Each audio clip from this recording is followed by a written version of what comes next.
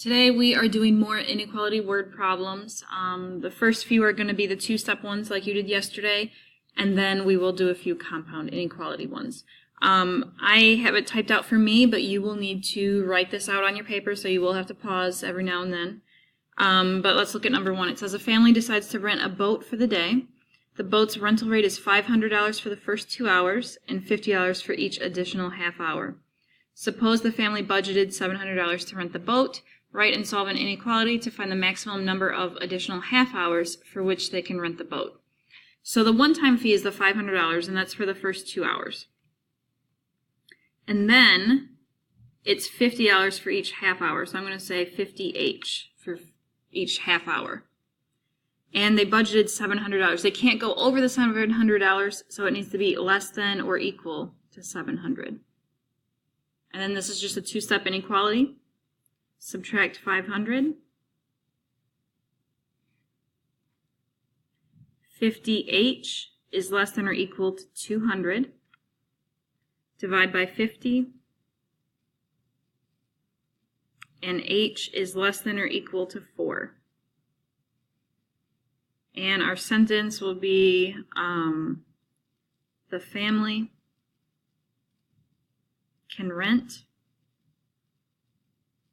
the boat for an additional 4 half hours.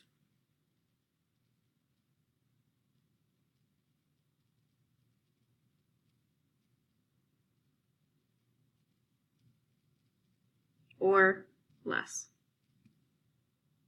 Okay? So they can rent it for 4 half hours, or 2 hours basically, or less, given the amount of money they have. Okay, let's look at the next one. You have already saved $55. You earn $9 per hour at your job. You are saving for a bicycle that costs $199. Write and solve an inequality to find the possible number of hours you need to work to buy the bicycle. So you already have $55, and you make $9 an hour. And your bike is going to be $199. So you want this money to be greater than or equal to $199. You don't want less than $199, or else you can't afford the bike. So that's why it's greater than or equal to. And let's solve it. Subtract 55. 9H is greater than or equal to 144. Divide by 9. H is greater than, sorry, my H is bad. H is greater than or equal to 16. So for the sentence, it's going to be you must work 16 or more hours to buy the bicycle. So we have to say 16 or more because it's an inequality. If it was just an equation, then we could just say 16 because it'd be H equals 16. But for this one, it's an inequality, so I have to say or more or less or something like that. Okay, let's look at the next one. Admission to the fair costs $7.75. Each ride costs you 50 cents. You have $15 to spend at the fair, including admission. Write and solve an inequality to find the possible number of rides you can ride. So admission is $7.75, and then each ride is 50 cents each, so 0.5, and let's say R for rides. You cannot go over $15, so less than or equal to 15.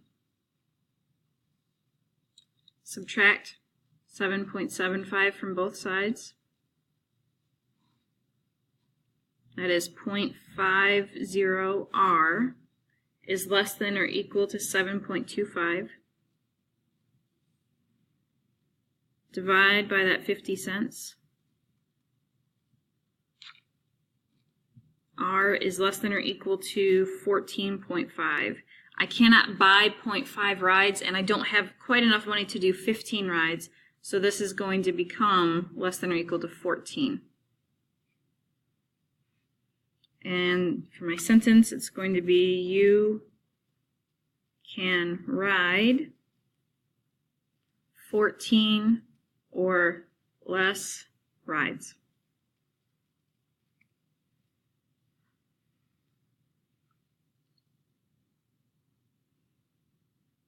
Okay, one more, and there is one just like this on your assignment, so make sure you pay attention to this one.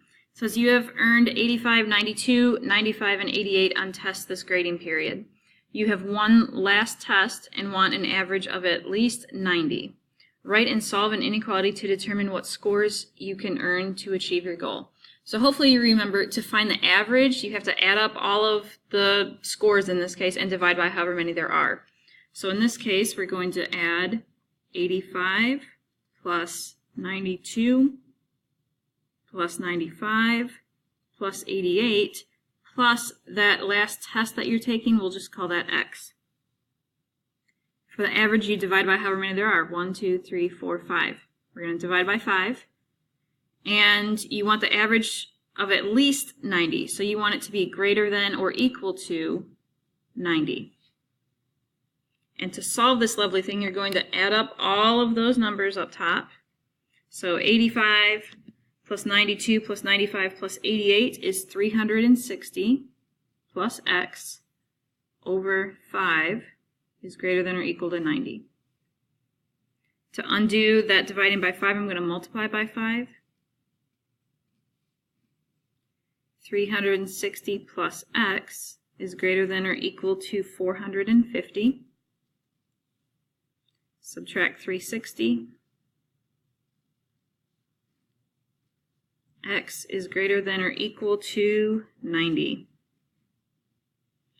So that means you must score 90 or higher to achieve your goal. Or you could say to keep your average of 90. Okay, so like I said, there is one just like that on your assignment, so make sure you understand that one. And now we're going to talk about compound inequalities, which there aren't that many word problems to deal with them. Like it's not, I don't think it's that bad. Okay, this one. A teacher knows that 80% of her students will score no more than 5 points above or below the class average, which is 85%, on the test. Write an inequality to represent the test scores of 80% of her students. So this 85% average, this is going to be the x, or whatever variable you want, and it's going to be in the middle of two numbers. And it says it's going to be no more than 5 points above or below. So my average is an 85. What's 5 below 85? 80. So that's the lowest possible score. And then 85 plus 5 is 90. So this is the range of the scores for those 80% of her students. You take the average, which was 85, add 5 to it, subtract 5 from it. There's your range. That's all you have to do on that, by the way. Number 6, the official mass of a nickel is 5 grams, but the actual mass can vary from this amount by up to 0.194 grams. Write an inequality to represent the possible mass range of a single nickel. So again, I'll use N for nickel. And make sure you underline these because it does include the amount. So in this case, the nickel right here, this is 5 grams. But it can vary by 0.194. So here you do 5 minus 0.194, which is 4.806. And then for this one, you do 5 plus 0.194, which is just 5.194. That's all you do. This represents the different mass that a nickel could be. It could be anywhere between 4.806 to 5.194. Okay? Hopefully that wasn't too confusing. Number 7, it says all real numbers that are less than -3 or greater than or equal to 5. If it's an or problem, guys, this is the easy one. This is, you just write two different little inequalities and write or between them. So when it says all real numbers, that's your variable. I'll use x. So all real numbers that are less than -3, or, I got that from right there, greater than or equal to 5. So here's my x again, greater than or equal to 5. That's all you have to do. If you wanted to write it in one line, you could put x in the middle, and then it would look like this. Okay, so either one of those is fine in this case. If you're more comfortable with this, stick to this. Okay, number 8. A certain recipe calls for a cake to bake between 25 minutes and 30 minutes inclusive. When it says inclusive, that means it includes 30 and 25, so that means you're going to have to underline it and make it less than or equal to or greater than or equal to. So for this one, cake, I'll use C for the variable. And if it's between these times, they're both going to be the less than symbols. And put the smaller number to the left. That's all you do. That represents the time to bake the cake, between 25 and 30 minutes. Okay, and number 9. All real numbers between -6 and 2. So this one we are going to write on one line. I'll use x. And it says between -6 and 2. That means we're not including them. So that means our symbols are just the less than symbols, not less than or equal to. Put the smaller number on the left and the larger number on the right. This shows that the numbers are between -6 and 2, but not including those numbers. And the last one, all real numbers at least 5 and at most, this means we're including 5 and 11. So for this one, we're going to underline them. 5 will go here, 11 will go here. That's all you need to do for those. So on your assignment today, there are some compound inequalities, but I focused more on the two-step inequalities because people were kind of struggling with those. So you can go ahead, ask me any questions you might have, and go ahead and start on your assignment.